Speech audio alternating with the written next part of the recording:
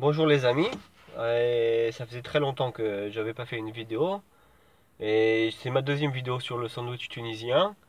Et bon, j'ai des problèmes familiaux, je vais pas vous raconter ma vie. C'est ma petite fille qui est tombée dans une casserole de bkeïla. Bon, toute une histoire très compliquée. Bon, enfin voilà, aujourd'hui je suis là pour vous parler encore une fois du sandwich tunisien. Et j'ai beaucoup hésité à faire cette vidéo. Je vais vous dire pourquoi.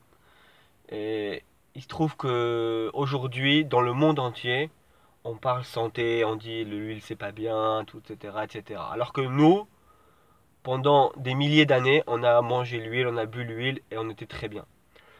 Et donc, je me suis dit, bon, je sais pas, j'ai hésité, mais bon, je vais vous raconter en fait ce qui s'est passé. C'est que j'ai été dans un sandwich tunisien récemment, j'ai demandé un fricassé. Le vendeur me dit, je ne fais pas les fricassés, j'ai la baguette normale, la baguette pain complet. Attendez, excusez-moi.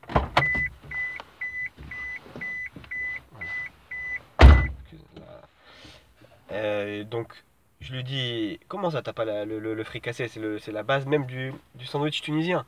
Il me dit, non, non, non, aujourd'hui les gens ils disent, on doit manger sainement, c'est fini, tu manges le sandwich tunisien dans la baguette.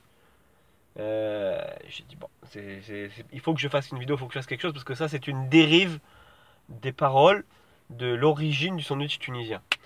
J'ai été chercher dans les sources. Hein, je n'invente rien, moi je prends les livres qui sont les plus reconnus, qui sont les bases de la cuisine tunisienne. La dernière fois, je vous avais parlé déjà de Edmond Zetoun.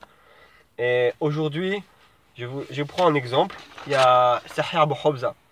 Celui qui ne connaît pas Sahir Abu Hobza, c'était un des 6 piliers de la cuisine tunisienne. Okay, c'est la base. Tous les sandwichs tunisiens reconnaissent Sahih Abu Hobza comme étant la parole, quasiment la parole de Dieu. Alors voilà, je vous ai imprimé le texte de Sahih Abu Hobza. Vous pouvez faire pause et après vous regarderez le texte ou je vous mets le lien en bas dans la vidéo. Donc voilà ce que dit Sahih Abu Hobza. Je vous le lis en arabe, après je traduirai.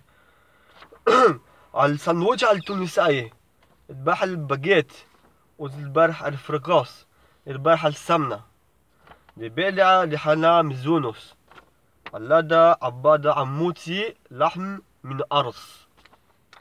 Donc en gros, je traduis, l'origine du fricassé en fait était que le prophète, hein, le prophète Sidi Frej, hein, ne voulait pas faire Netilat Yadayim.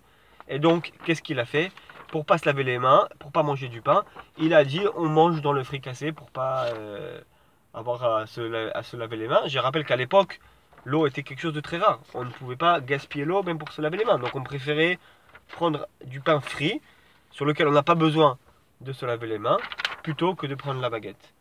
Mais aujourd'hui, vous pouvez voir partout la baguette. Donc tout ça c'était pour vous dire que aujourd'hui Tony, si tu veux on peut aller manger un sandwich tunisien dans un fricassé. Et tu verras, c'est l'origine comme le disait notre ami Sahir Bouhabza.